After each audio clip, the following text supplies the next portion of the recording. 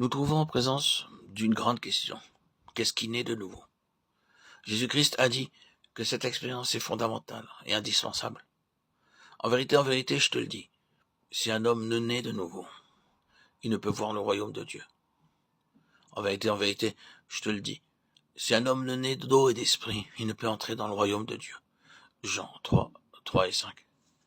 Nicodème s'achoppe à la question physique, mais il entend bientôt ces mots. Ce qui est né de la chair est chair, et ce qui est né de l'esprit est esprit. Jean 3, 6. Il est donc évident que ce n'est pas le corps qui naît de nouveau, et ce n'est pas non plus l'âme. Que le corps du péché soit détruit, Romains 6, 6, et ceux qui sont à Jésus-Christ ont crucifié la chair avec ses passions et ses convoitises, Galates 5, 24.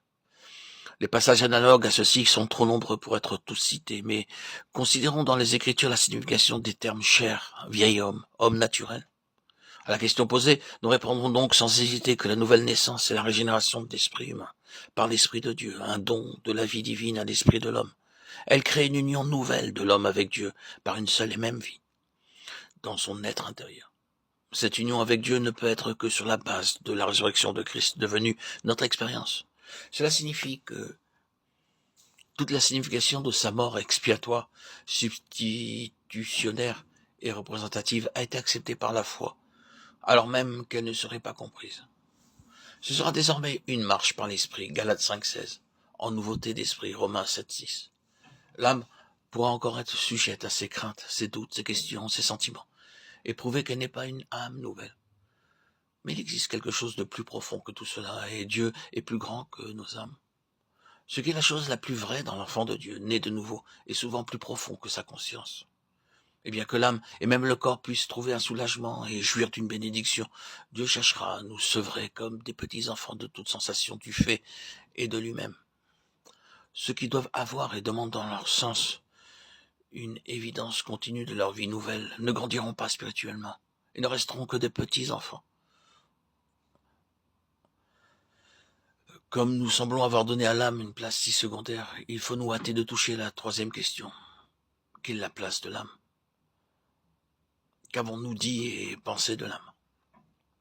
Nous avons remarqué que c'est avec son âme qu'Adam a péché. Le résultat de cela, c'est que désormais les puissances mauvaises s'allièrent avec l'âme. Une autre conséquence, c'est que cet homme devint avant tout un être psychique au lieu d'être un être spirituel. C'est-à-dire, c'est son âme qui domine. L'homme est donc dans un état de séparation d'avec son Créateur.